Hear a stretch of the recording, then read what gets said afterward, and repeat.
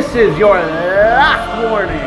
We've got Snake Was Right, who believes that pine trees and elephants are related through common ancestry, going up against Bill Morgan, who believes that God created this universe and the life we see in it. Be there tomorrow, Tuesday the 13th at 9 p.m. EST.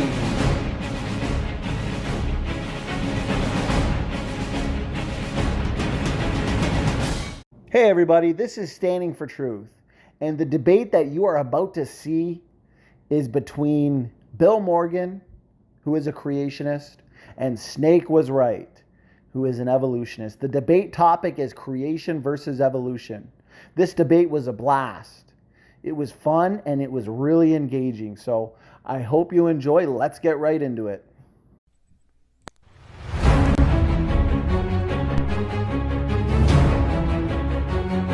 Welcome to Christian Debate Consortium. This is Praise I Am That I Am. I'm excited to present this enthralling debate between two experienced debaters on the topic of creation versus evolution. Without further ado, here is Standing for Truth. Awesome. Thanks for that, Praise. Thanks so much, Bill Morgan and Snake Was Right for doing this, for giving us your time. A lot of people are excited. I'm really excited. So this is going to be awesome. Just like Praise said, so we got a formal debate tonight. It is going to be 15-minute openings. We're going to start with Bill Morgan, followed by 8-minute rebuttals, 30-minute discussion. So a lot of fun there. I know that's a lot of people's favorite parts of the debate. We've got a concluding statement of 5 minutes and then a question and answer. So make sure you tag either Standing for Truth or Raw Matt in the chat with your questions, and we will save those and make sure we ask them at the end there. So what we'll do is we will hand it off to Bill, who's going to start with his opening presentation. So Bill, go ahead. Hello, my name is Bill Morgan. Thank you for sponsoring the debate. Taylor, thank you for talking the subject with me. I've been a mechanical engineer for 35 and a half years, and I enjoy talking about creation versus evolution. And this debate is which is the better explanation. Creationists believe at the core that there is a creator, a designer. Creationists typically believe that the creator is supernatural and has an IQ that approaches infinity, okay? So, some important topics that we can discuss. A question for Taylor that I will discuss. How did matter and energy originate? What is your best explanation? I never ask, how do you know? Because nobody knows. I wasn't there, you weren't there. But what's the best explanation for matter and energy's origination? The first law of thermodynamics teaches that matter and energy is neither created nor destroyed. So a translation, matter and energy does not poof from nothing by natural means. That is a law of science, yet we do have a lot of matter and energy. The second law of thermodynamics teaches us that matter and energy are functions of time and thus not eternal. So if matter and energy cannot appear from nothing and is not eternal, I believe the best explanation is a supernatural explanation. And that explanation conforms with two laws of thermodynamics. Next question for Taylor is, how did life originate? What is your best explanation? Once again, neither one of us was there, but what are the best tools that we can use? Well, we can address the law of biogenesis and the cell theory that teaches that life only comes from life.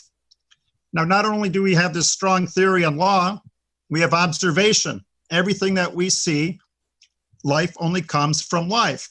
My dead dogs in the past, it'd be great if they could come back to life, but they're not, and we all know that they won't, okay? Very important question.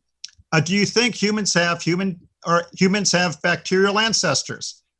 Neither one of us were there at the origin. Was there only bacteria in the beginning? And are they our ancestors? Here is electron microscope image of bacteria on the head of a pin. Thousands and thousands of bacteria. This is not meant to be a smart aleck question, but the debate is really, is this our cousin? I can think of many reasons that it's not. In the time of Darwin, when they thought the cell was a blob of protoplasm, it might have been fashionable or cute to think that it could change into different organisms. But my belief is with our knowledge of DNA, genetics, and biochemistry, it's undefendable to think that bacteria is the ancestor to humans. So, simply put, I'm a simple guy.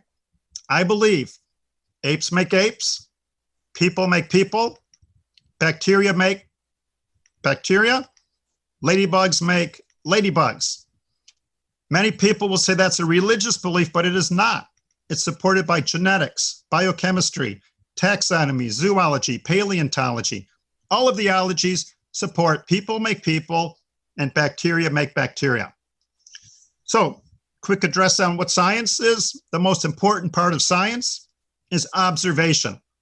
But science starts with an idea. You make more money if you call it a hypothesis, but it starts with an idea. You test your ideas by making observations, and then you reach a conclusion.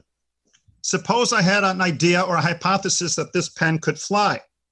You would say, show me. Well, I drop it 1, 2, a million, a billion trillion times. My pen doesn't fly. That this pen, it'd be unreasonable for me to say pens could fly.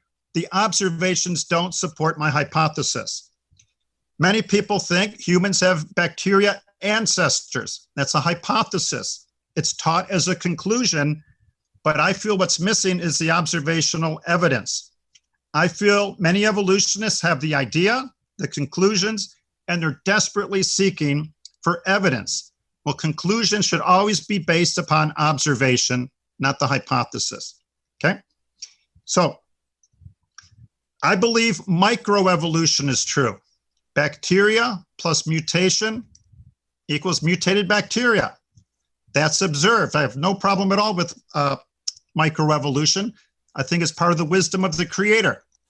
However, macroevolution believes bacteria plus mutation plus time plus natural selection equals blue whales. I believe that to be completely false. I don't believe those little guys on the head of that pin are related to blue whales. Okay? Now, bacteria can reproduce in 20 minutes. You can go from 1 to 2 billion in 8 hours. That is a lot of generations. For many, many years, people have been studying bacteria. It's an important thing to study. And after billions, maybe trillions of generations, bacterium reproduction has been observed, and it's only making bacteria. Now, some people say, well, creationists don't have any predictions. Yes, we do. We predict that every bacteria that reproduces tomorrow will be bacteria. Every fish will give birth to a fish, every human to a human. So we do make predictions that is what we would observe, and it's genetics. Look at all those people, many, many billions of people. What do we observe? Every person in that picture, human parents, human grandparents, human great-grandparents, et cetera, et cetera, et cetera. Mitochondrial DNA can teach us that everybody in that picture, everybody on the planet has the same female ancestor. Goes back right to the beginning, and they call her mitochondrial Eve, which I think is a very powerful argument for creation, that people make people. Mitochondria does not go beyond Eve, okay? We're going to get high tech here. Many years ago, my daughters were playing with farm animals, and here comes Dad. And Dad said, did you know the pig's mom is a horse? My daughter said, no, it's not, Dad. Well, what is it? The pig's mom is a pig. I said, well, honey, I'm going to send you to Berkeley and they'll beat that right out of you. I believe many, many people have vast more knowledge, of course, than my kids, but wisdom is important. Wisdom is perhaps more important. I believe a person who believes pigs make pigs, horses make horses, okay? So, can we be 100% certain something is the result of design? My answer to that is no. If it was in the past, you cannot be 100% certain that it was a design. Here's my example. Suppose you come home from school, you walk up your driveway, you see 15 stones in that pattern. Would the best explanation be the pattern's the result of design or chance? Somebody might say chance, it's scattered and random. And that's a good guess, but they can't be sure because they weren't there. Suppose you come home from school, you walk up your driveway and you see this on your driveway, 6 stones in a straight line. Now you might say, you know what? I'm pretty sure that's a design. In fact, I'm 99% sure, but you can't be 100% sure because you weren't there. So I'd be willing to say 99% sure, 1% faith. But it's not blind faith, it's a logical, rational faith. Suppose you come home from school and you see 150 stones in a circle on your driveway. What would your guess be, design or chance? You can never be 100% sure, but you could be 99.9999 with a lot of nines, sure, just a little bit of faith. You will always have faith when you are guessing about what happened in the past. But once again, it's not a blind faith. If you think that happened by chance, it's the inverse of chance or faith versus belief. I believe the chance people have much more faith than the creationists. Let's talk about the human eye. What's more complex, stones in a circle or the human eye? Okay, so polite question for Taylor. Do you think human eyes are the result of design or the result of chance? Let's start at the beginning. The cornea focuses 75% of light in the eye. Pretty cool accomplishment. The cornea is the only tissue in humans that do not get oxygen from blood. The reason for this is if blood vessels were in your cornea, you could not see. Nobody wants me to pour blood on their windshield because they won't be able to see and I'll get beat up. So the creator knew this and gave us a clear cornea so we could see. Design or chance, just the cornea alone, I think, screams of design. Trochlea. I used to call this a trochlea, I'll be honest, but it's a trochlea. Inside our eye socket, we got a little bit of cartilage that looks like an upside down U. Look at this. Think, is this a design or chance? The muscle goes through it, goes up the trochlea to the eye. Now, how in the world could this evolve by chance over time? You first get that little trochlea and that muscle weaves its way through and then attaches to the eye. This is the product of fantastic design. At least that's my opinion, okay? Rods and cones. Rods and cones are amazing, and I'm going to be real simple because I'm not that smart. Rods and cones convert light to an electrical impulse. The complexity is unbelievable, and it's just, the concept is unbelievable that light is converted to an electrical impulse. And you've got millions of cones, millions of rods in the area of a quarter. How does that happen by time, nature, and chance? I believe in a designer with an IQ of infinity. So that electrical impulse travels down your optic nerve. You got 1.7 nerve fibers in less than 1/10 of an inch, carries that information to your visual cortex. Now, aren't you glad we have skulls and hair? How'd you like to see that walking around? But anyways, the data goes to the visual cortex and your brain interprets. So think about this. Everything you see on the screen is an electrical signal that your visual cortex translates to vision. I believe the creator, who I believe to be God, is infinitely brilliant designer. This is not the result of chance. Let's talk about urination. Everybody does it every day. Urination does not begin in the kidneys, it begins in the brain. Right now, as we speak, our hypothalamus is measuring how much water is in our blood. If we have too much water in the blood, it releases a hormone to the pituitary gland. The pituitary gland releases it, it goes to the kidney. The kidney receives it and either releases the water to the bladder, or if we are low on water, it recirculates this. This is an amazingly designed control system with feedback. I'm not the best engineer in the world, but I can tell you these things do not happen by chance. Fantastic, beautiful design. Okay? Oh, and not to get disgusting, but you could live to be 100 years old and not once does blood come out in your urine. Imagine a filtration system that can take out the water from the blood, but none of the blood. Once again, great design. Very important thing to know. The human body is not a thing. It's a system. The human body is a system composed of many systems, okay? The human body has a circulatory system. The heart is a system. The cells are a system. The molecules are a system. The atoms are a system. Systems cannot evolve in living things by a step-by-step process. Vision is a system. We just talked about the cornea, the retina, the rods, the cones, the optic nerve. It all has to work. This can't happen by a step-by-step system. What evolved first? The visual cortex, the optic nerve, the eye. Everything has to be there in place.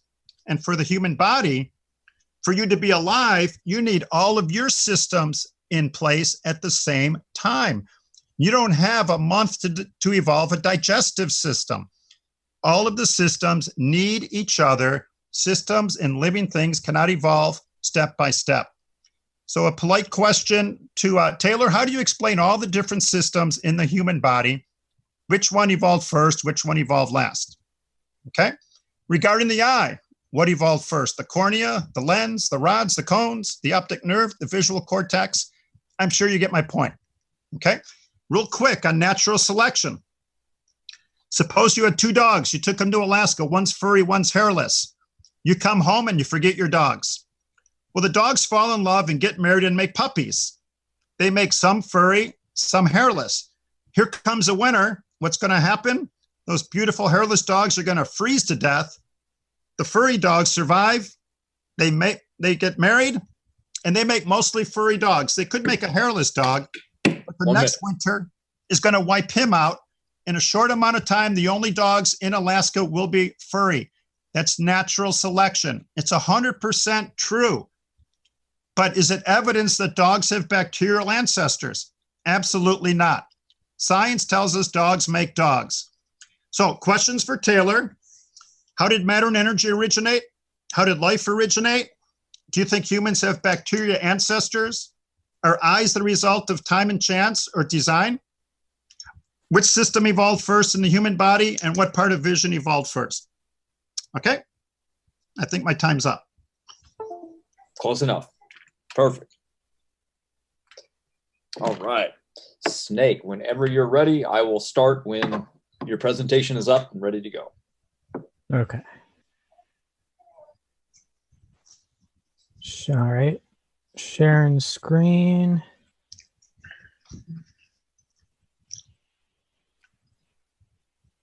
All right. Can you see it?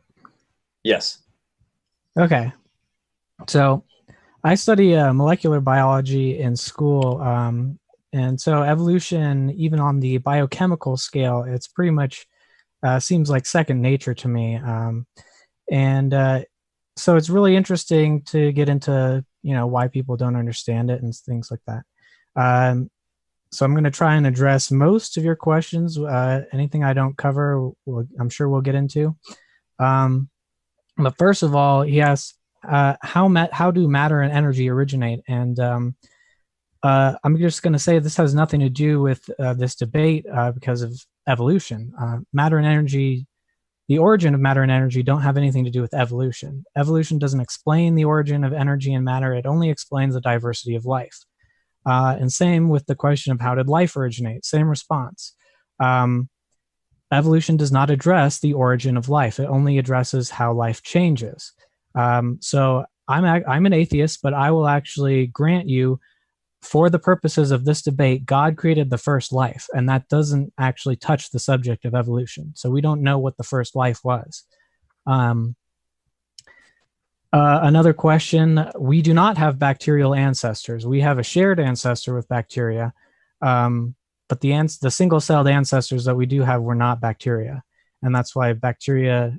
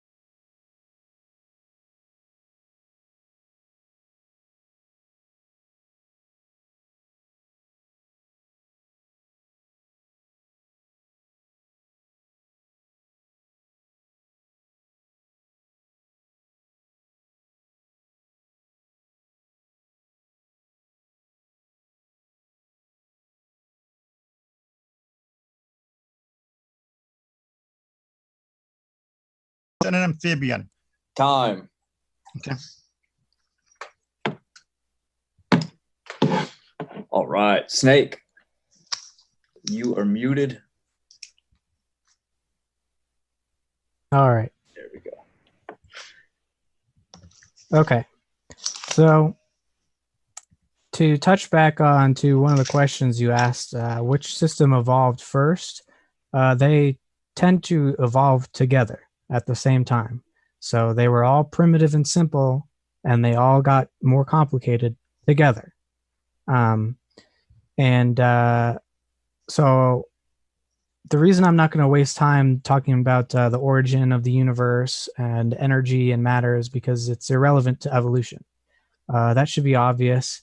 And that's why I already granted you that I would grant you that God created the first life, because it's actually an irrelevant variable in this discussion. It has nothing to do with evolution. It has nothing to do with whether a single cell can evolve into a multicellular organism, whether God created it or not. Has nothing to do with whether a bird can or whether a dinosaur can evolve into a bird. As for how immunology can evolve, you said by sense of touch. Well, it's all on a chemical basis. It's literally just two chemicals align and they connect. And it's not by chance. It's actually by selected pressures. So if you have a terrible immune system, you're going to die. If you have a slightly better one, you're going to make more babies than the ones with the terrible immune system. That's the basic thing. But the other part about the immune system is that you actually have competitive lineages inside your own immune cells. So the ones that recognize pathogens are going to proliferate. The ones that don't recognize pathogens are not going to proliferate. They're going to die off. And they're not going to have a lineage. As for, other immune cells, they mature they're actually just modifications of other cells in your body. They mature in the bone marrow, and they go through a selection process. If they stick to you, they essentially never make it out of the bone marrow, and then they just flood out into your blood. And if they stick to stuff, they proliferate. And we actually do get glitches in the system. That's how we get allergies. If you have an immune response to, say, peanut butter, that's where you get allergies from. Why God couldn't figure out how to make a miraculous system that didn't accidentally recognize food, I will probably not understand anytime soon. No, I don't think creationism does produce results. What diseases have you cured? We use evolutionary models every year for the flu vaccines. We use evolutionary models for HIV. That's how we found multiple ways to treat HIV. Some people have actually cured HIV in some patients. We've found resistance genes to HIV through evolutionary models. We found multiple fossils through evolutionary models, predicting their date range, predicting their features. Now, you can't just do that randomly. And creationism has not been able to do that because they don't have a model of the rock strata that actually aligns with reality. And I'm going to briefly explain how radiometric dating works. So based on the question you asked me, it seems like you really do not understand how it works. So what we do radiometrically date is typically the igneous rock. And what we do is date igneous rock above and below the layer that we're looking at. So we have a date range. So we're not actually dating the fossil. We're not actually dating the rock the fossil is in. We're dating the rocks that are above and below that. So we have a range. That's why it's never, it's called absolute dating because of the atomic clock, but it's actually just a date range. It's not an exact year. Let's see here. And when you're talking about every hair on a dog is perfect, it kind of reminded me. So I don't know if this will make sense to you, but is every vertebrae on a pig perfect? Because we have actually bred new vertebra and new rib bones into pigs.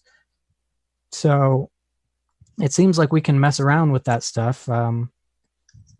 And you mentioned something about how feathers don't shed. Actually, it's called molting. Birds do shed their feathers, exactly like scales. And most basal animals shed their fur. Hair is kind of a more evolved version of fur. Again, everything is a modification of something that existed prior to it. Hair is a extremely thin scale. Feather is an extremely thin scale that has, for lack of a better term, feathering on it. It's broken up. All you have to do is alter the biochemistry of those anatomical placodes that produce hairs, scales, and feathers, and it will produce a different series of keratin connections. As for dinosaurs to birds, you don't actually have to believe that scales can evolve into feathers, because dinosaurs already have feathers. Not just theropods, but multiple dinosaurs. They have feathers. So I really want to discuss with you, how come a dinosaur that we know already has feathers cannot get elongated fingers and bigger feathers on its forearms? Talking about eyes, again, this goes back to everything kind of evolving concurrently with each other. The brain is going to be basically, primitive brains are just bundles of nerves, and nerves are just electrical connections. So the electrical connection will stimulate something else to happen. In the case of muscles, the electricity creates an imbalance in membranes, and essentially that will flood in calcium, and that will make the muscles start to move. And the same thing basically will happen with an eye. So light will cause some kind of chemical change in a cell, and that cell will give off a chemical to a nerve cell, and that nerve cell, nerve cells do what nerve cells do, and they carry an electric impulse based on the electric properties of the chemicals that are inside of them. You can basically change the polarities, and that generates an electrical signal in a particular direction. And any cell can pick up that signal, and it's just a chemical process, a chemical exchange. Maybe we can talk more about that. But as far as a very primitive eye, it would just be a photosensitive patch, and an animal that would go towards the light for whatever random reason, it would evolve along that. Perhaps there's more food towards the light. Perhaps the animal that hides from the light has a better chance of survival, because it's easier seen by predators in the light. And you use 3 very similar bird species in your example, but I would like you to tell me which of all of the birds are related and which are separate kinds. That's kind of more the challenge. Obviously, you think bananas are not like birds. And harkening back to that, the frogfish, I'll put it up again. 20 seconds. 20 seconds. But we know of fish that can walk. We know of fish that have articulated fins. We know of fish that can walk on land. So again, this is just repurposing of traits that already exist, modification with descent. All right.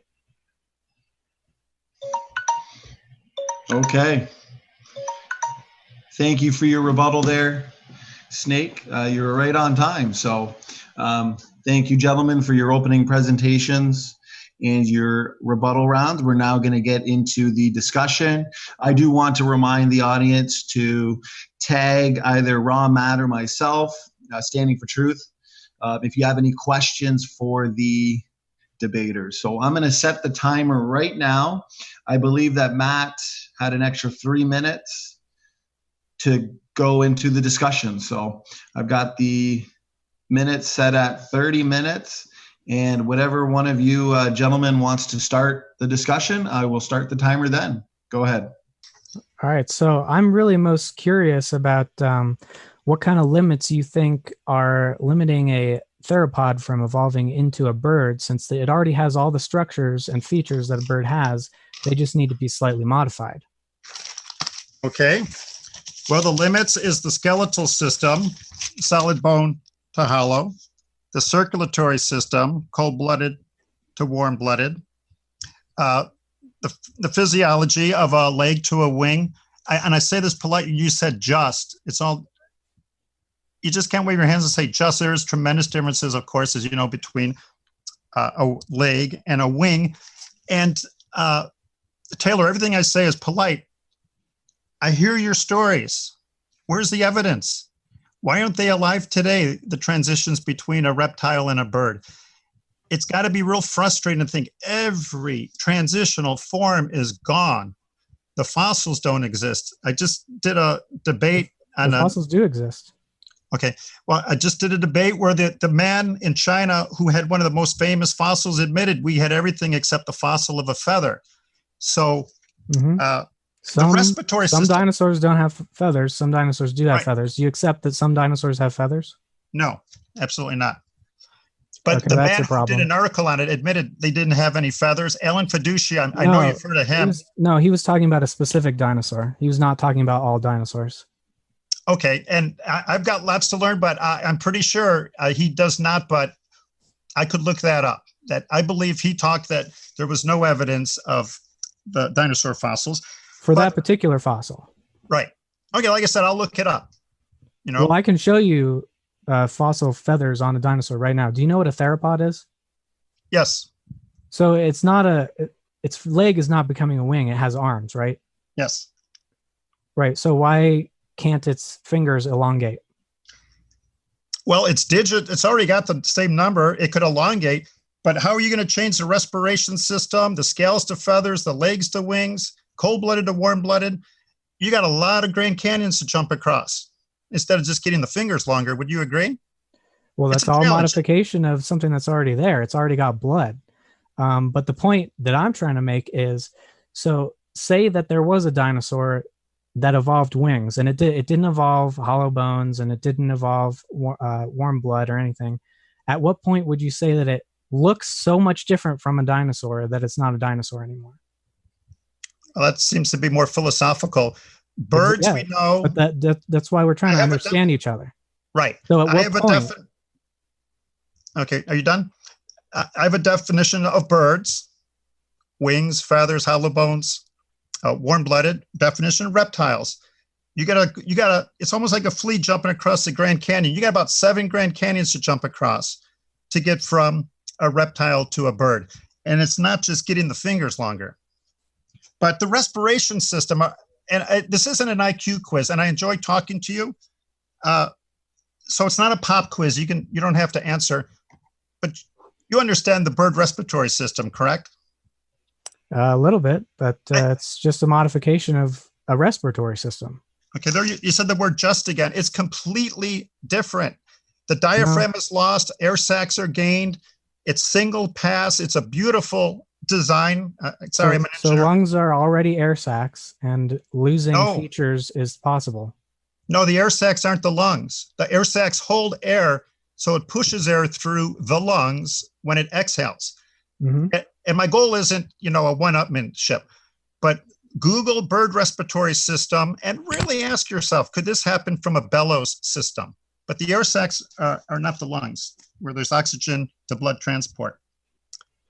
Okay. And honestly, I enjoy talking to you. You're a polite, respectful young man. Well, that's really not the crux of my question. I'm asking, at what point, how many features need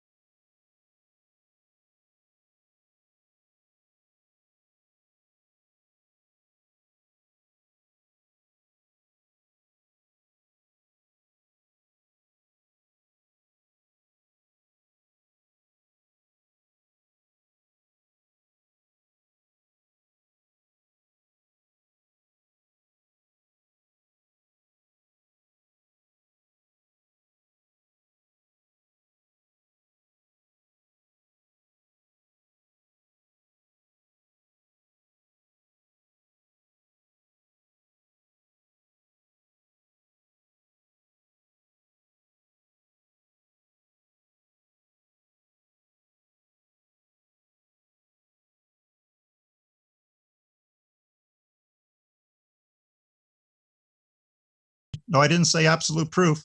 Instant male, instant female, every system, every organ working. But that's not actually a useful explanation. Just saying God did it, and that leaves us where? Nowhere. What do you mean? Whereas we can actually find out more about diseases and cure them based on evolutionary understanding. Well, diseases is microevolution, as you know. The flu virus mutates, it's still a flu virus. Bacteria mutates, it's still bacteria. So I'm But with that's you. that's why I'm asking you how far can microevolutions accumulate? Okay, but you did get me on the rabbit trail. There's no way that you granted me the first life, but there's no way you'll grant me male and female instantly created. 5 minutes. I'm granting that it's possible for a God to do that, but that's not a very good explanation, and it doesn't give us much information beyond that. Okay, So 8 looking billion at the people. fossil record, that doesn't make sense because we would just see humans all the way up. Okay, 8 billion humans. They all have human ancestors. Is that good evidence for you that humans can only make humans? That's only make humans, but each generation is different. And Yes, that's how evolution works. right, micro. And they're still humans though. So every dinosaur only made a dinosaur, and they only made dinosaurs. And eventually those dinosaurs were so different that we came up with this label of bird. But why out of 8 billion people are they only coming from human parents, human grandparents, human great-grandparents? So this is kind of, I've asked you this a couple times. How different would a human have to look before you would say that it's not a human anymore? I would have to talk to a geneticist that would look at maybe a police laboratory geneticist, a DNA person to say that. If we Because- turned green and got little elf ears, and would that still be human? I would send the genetic information to John Sanford and have him tell me, because looks can be deceiving, as you well know. Yeah, so if they lost the ability to breed with humans and they looked different from humans, but they obviously were modified from humans, is that Lot a of new ifs. kind? It's a lot of ifs.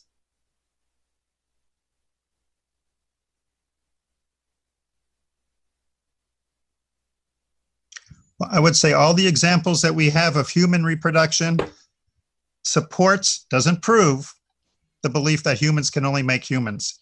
Ladybugs can only make ladybugs. And you do agree flu virus is microevolution. And I'm positive a lot of creationists help fight the flu virus. But all macroevolution is an accumulation of microevolutions. So the whale evolution, for example, is a mammal who's just losing hair, moving its nostrils, and changing the scale of some of its body morphology.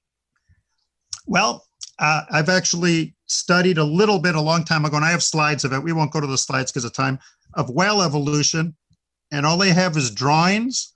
And the honest drawings show what was found and what was assumed. And the size and shape of the so-called whale evolution, which is contradicted by many other evolutionists, is far from satisfactory that they were even ancestors to whales. When did a whale get or lose its blubber? The land animal. Blubber is just blubber, fat. right? Well, if it had that blubber on the land, it would overheat. If it didn't have it in the water, being a mammal, it would have hypothermia. Right, so that's why there's transitions. So there are mammals with a little bit of fat, and then, there's like minks, muskrats, otters. They swim in the water, but they're still a bit terrestrial. They have a little bit more fat. And the further you go out, the farther they can adapt. So deep sea ones would, like a seal, looks a lot like an otter, but it's still just fatter. Okay. Well, when did the whale lose its legs and get those fins? On the leg, or on the land, or in the water? In the water. Well, at first, it can't swim too well if it's got feet. And if it's on the land, it can't get to the water. And you know where I'm getting at.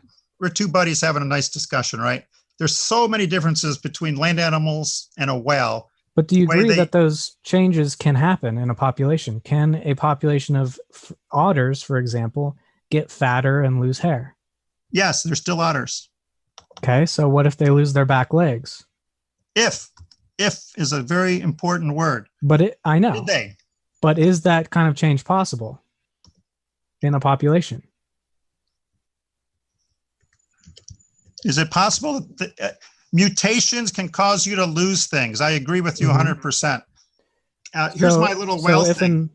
If an otter population lost hair, gained a lot of blubber, and lost its hind legs, are you still going to call it an otter?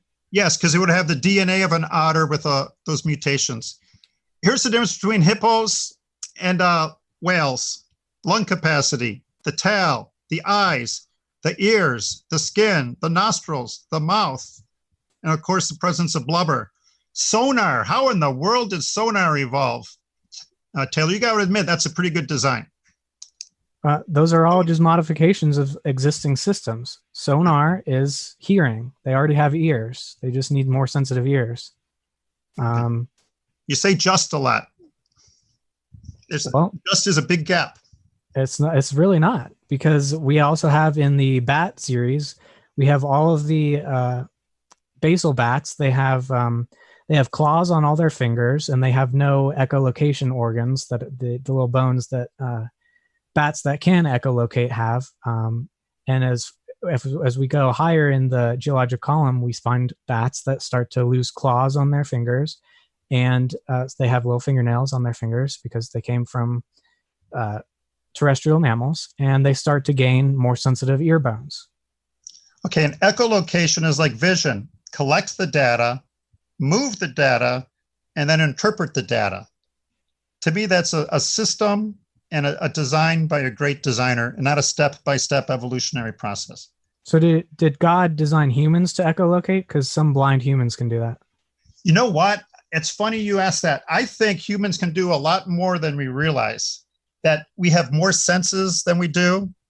Pheromones. You can sense if someone likes you or not, or doesn't like you or not. So I think God created us more than we understand or we're capable of. That could be a whole nother debate. But I think we're going downhill as humans, don't you? We're devolving. We're potentially subject to no longer having necessary selection pressures, because the weak are not dying in natural numbers.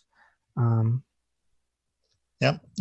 I agree. I was born cesarean. I'd be dead if it weren't for medicine in the 1960s. But I think it's a case of decay, corruption, de-evolution, that things are getting worse, not better, on a genome level. Would you agree with that? Well, I would say, again, it's kind of irrelevant from my perspective, because we could just get evolution purely from loss of features. For example, starting from a fish, you just lose gills, and you just lose, scales, for example. You just get skin underneath. Things like that. Yeah. Snakes losing limbs, whales losing limbs. Mm-hmm. And again, you're saying just a lot, and living evidence is more important than hand wave and saying it just so happened. What living animal would you say is the best evidence for the theory of evolution? It's really not just a single animal. It's a interaction of all the data, and the fact that this hypothesis, this guess, actually is able to make predictions. So It wouldn't matter if I pulled it out of my butt or not. If it's able to make these predictions that no other model is able to do, then, well, you're onto something. Okay, let's say there's 8 billion people, say 1 million apes, 0 transitions, 1 billion birds, 1 billion reptiles, 0 transitions. What happened to them all? Where? I'm sorry. I'm just gonna have to step in here. That's been about 35 minutes, so I will allow Taylor here to answer that last question from Bill, but then that will have to conclude the discussion portion. Thank you, gentlemen. So do you mean evenly distributed in the fossil record? No, I mean living in North Dakota, Bangkok, Korea. Hey, look at, there's a transition between man and ape. They're not there. Well, It's simply when we look back into the fossil record, the older the human bones get, the more ape-like they get. But nothing Until we living. find only apes. Right. So, there's only one logical explanation for that. That there's no living evidence at all. It's all gone. Science relies on observation, not hypothesis. And we observe that mutations can make changes to morphology and to biochemistry. Okay, Absolutely. gentlemen, thank you so much. That concludes the discussion portion. It was very lively, engaging, lots of good topics, lots of good points brought up. So thanks so much, guys, for making it fun. We will now go into the concluding statements. And since Bill, you started, so we're going to let you start on your concluding statement. So you have 5 minutes. I will start the timer on your first word. Go ahead, brother. Well, not the first word. The thing's not clicking. The other, what? Okay, hang on. No problem. Whenever you're ready. Oops.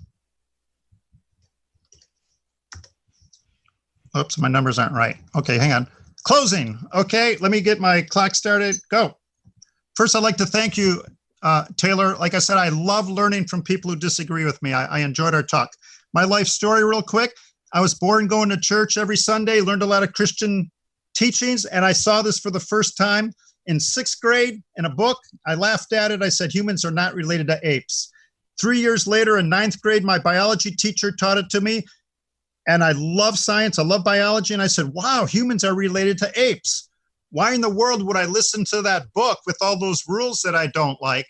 So I said, I'm a man of science. And I thought Christians were dumb people who didn't think.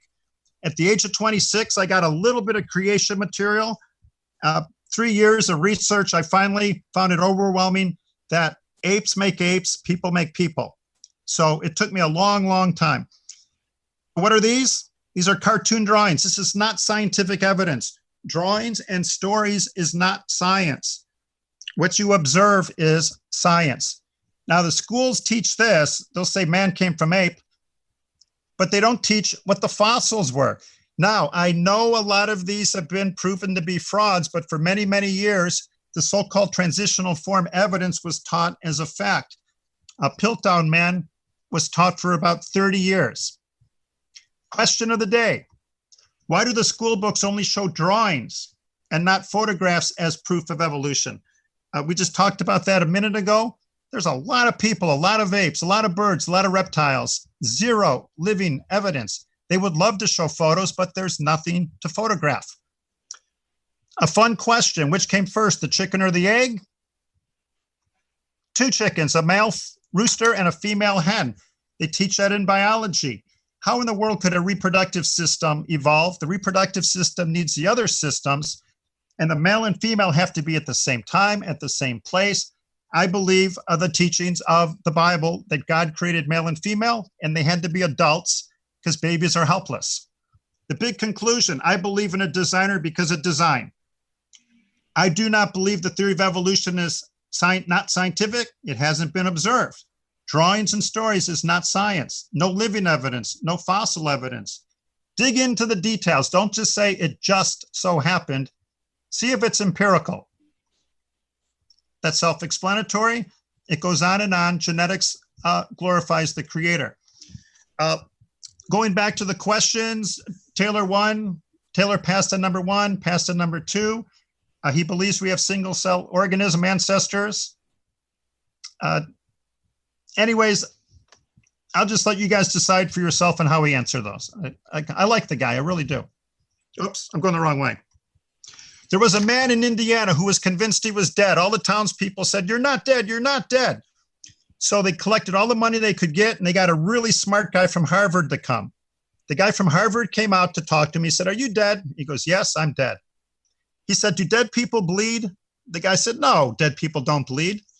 The guy from Harvard took out a pin, pricked the man's finger, and it bled. He goes, "Oh, I was wrong. Dead people do bleed." Some people are so locked into their conclusion, they don't care about the data and the evidence. My only request is people are open-minded and seek truth. Don't try to prove your conclusion. Seek proof. That's how I found the Lord and God. This is said with respect. I've talked to many atheists over the years. Some people are atheists because of suffering. I understand this. Their mother died. They were physically abused for years. God, please make it stop. God, please make it stop. It didn't stop. And they go to war out of their anger. And I feel compassion for these people. Some people don't like the Bible's rules. Nobody does. It's called the flesh. Some people have too much pride to be humble to a God. A lot of peer pressure to be an evolutionist. Taylor was respectful, but there is a lot of shaming out there. And some people sincerely believe humans have ape-like ancestors, bacteria, because that's all they've ever been taught, and that it's science. So a question, the system of vision. Anybody watching this, ask yourself, does vision appear to be the result of a designer with an IQ of infinity or the result of nature with an IQ of 0? Okay? And in your life, are you going to believe drawings and words, or are you going to believe your eyes? You can trust your eyes. People make people. Apes make apes. Pigs make pigs. Horses make horses. It goes on forever. The end. And Taylor, once again, you're a fine young man. I enjoyed talking with you.